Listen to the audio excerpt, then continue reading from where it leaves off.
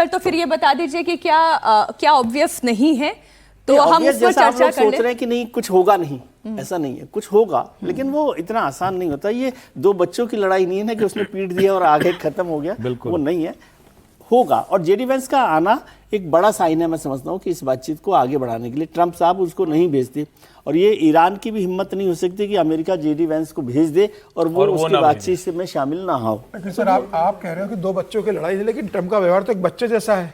उनका बाल मन कब पलट जाए, वो किस बात पे अड़ जाए, आप क्या कह सकते हो? जिस तरीके से वो व्यवहार कर रहे हैं एक अमेरिका का राष्ट्रपति, इस तरीके से व्यवहार, वो है नहीं सुपर पावर आप हो तो सुपर पावर बड़प्पन तो आपको दिखाना चाहिए ना।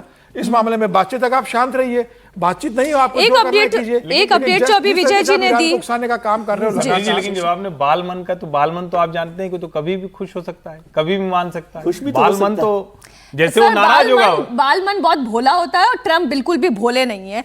युद्ध विराम खत्म होगा या जारी रहेगा? ट्रंप तो क्यूट है, ये जानते हैं, ये वीजा बोल रहा है, वही वो वीजा वाला चक्कर। युद्ध विराम खत्म होगा या जारी रहेगा, इसे लेकर तमाम अटकलें लगाई जा रही हैं, लेकिन इन सबके बीच इजराइल ने ईरान पर हमले की तैयारी तेज की है। ईरान को पूरी तरह से बर्बाद करने के मिशन में जुड़े नेतन्याहू एक बड़ी प्लानिंग कर रहे हैं। यही वजह है कि सीरिया और इराक में इजरायली फाइटर जेट देखे गए हैं। इससे कयास लगाए जा रहे हैं कि ईरान पर इजराइल कभी भी हमला कर सकता है। ये दो ही देश है जो शायद इस जंग को ख़त्म नहीं होने देना चाहता है जब तक कि पूरा तरह से सोल्यूशन नहीं निकल जाता। विजय जी गलत हूँ तो ठीक कर दीजिएगा। पहला तो इजराइल है और दूसरा सऊदी अरब है। बिल्कुल ठीक है, इजराइल तो उसमें 80% है ही।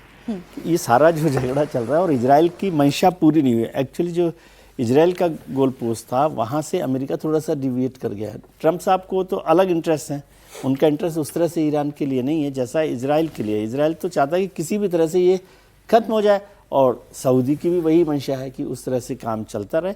और इजराइल जब तक इसमें बहुत महत्वपूर्ण भूमिका में है तब तक ये थोड़ा सा मुश्किल चलता है, क्योंकि उनकी हर आखिरी कदम तक ये इच्छा होगी कि ये खत्म जब तक ना हो जाए ईरान तब तक कुछ ना हो। लेकिन ट्रंप साहब ऐसा नहीं चाहते, ये आप मानकर चलिए। ट्रंप साहब की इच्छा तेल पर तो है ही। ये बाब अल मंडेब की तो चूंकि हमने खबर उठा ही ली, इस पर भी एक थोड़ी चर्चा का राउंड हो जाना चाहिए।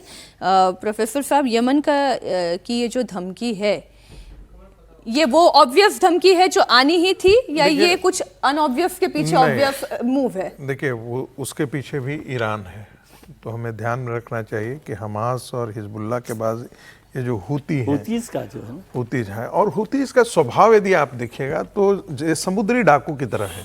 ऐसा नहीं कि आज जो कर रहे हैं, बहुत बार पहले भी अरब सागर में किया है, और इंटरनेशनल जो जहाज हैं उनको उनकी सुरक्षा के लिए इंडियन जो नेवी है अपना वॉरशिप भेजते रही है, और कई बार इनकी पिटाई भी अच्छी खासी हुतियों की किया है, इंडिया ने किया है, और वॉरशिप उनके जो कमर्शियल जो वेसल्स हैं उनको बाहर निकालने का काम किया है। ईरान में जो स्ट्रेट ऑफ हॉर्मुज बंद किया है और यमन के अंदर जिसकी संभावना है, उन दोनों में थोड़ा सा फर्क करना पड़ेगा। ईरान यहाँ पर स्वयं एज ए कंट्री इन्वॉल्व है। दूसरा, वहां पर यमन के अंदर जो हुती विद्रोही हैं वो इसको कंट्रोल कर रहे हैं, और वहां पर ये और ज्यादा खतरनाक ये हो जाता है, इसलिए हो जाता है क्योंकि उन पर कोई किसका कंट्रोल है? उस पर तो ईरान का कंट्रोल है, वो तो यमन का भी कंट्रोल उस पर नहीं है उस ढंग से जिस ढंग से होना चाहिए। तो उसमें एक नॉन स्टेट एक्टर्स खुले तौर पर कब बम चला दे, कब मिसाइल मार दे, उनके पास मिसाइल भी है, उनके पास ड्रोन्स भी हैं, सस्ते ड्रोन्स है, और एक वेसल्स को बर्बाद करने के लिए तो बहुत बड़े मिसाइल की आवश्यकता नहीं है। तो वो भी कर सकते हैं, डिस्टर्ब कर सकते हैं, लेकिन वहां पर कंट्रोल करना ज्यादा आसान होगा बनिस्बत की स्ट्रेट ऑफ हॉर्मुज में जो है वो IRGC कर रही है। समीर जी, आपकी क्या राय है?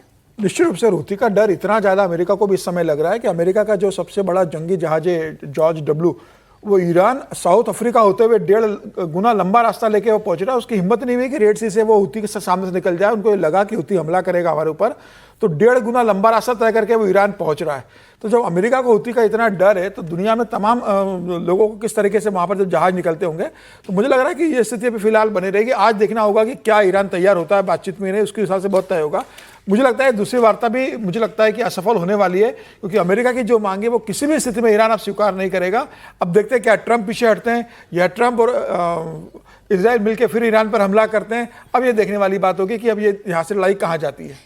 ये हर्षवर्धन जी कोई ट्रैप तो नहीं है, वो ट्रैप जो अभी ईरान के प्रॉक्सीज बिछाने की कोशिश कर रहे नहीं, हैं? देखिए मुझे नहीं लगता है। मैं इसको एक जिसको कहते हैं ना कि ऐसे मौकों पर इस तरह की छिटपुट चीजें चलती रहती हैं और हमें दो चीजों को अलग अलग करके देखना चाहिए।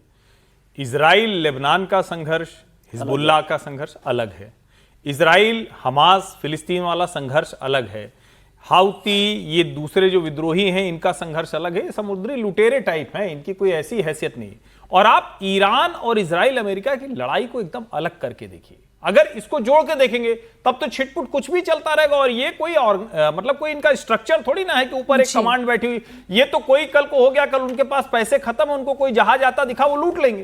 तो इन दोनों का अंतर करके देखना चाहिए। मुझे नहीं लगता है कि इस सीरियस निगोशिएशंस के बीच में ईरान भी चाहेगा कि कहीं कोई ऐसी बात हो जाए और अमेरिका फिर से बम बरसाने लगे। इसको यूं भी तो समझिए जैसे ईरान कह रहा है कि हमारी जो अंडरग्राउंड मिसाइल फैक्ट्री वो फिर से तैयार हो गई है, ये जो इधर ताजा वाले बने हम नंबर लगा रहे हैं उसमें, तो अमेरिका के पास भी तो तैयार हो गई है ना। अमेरिका भी तो पिछले दिनों से वसूली कर रहा है, तेल पर उसको पैसे बहुत मिले हैं, उसकी भी बहुत सी चीजें ठीक हो गई। तो मुझे लगता है कि ये इसको इसी तरह से देखना चाहिए, ये छिटपुट घटनाएं होती ही रहेंगी।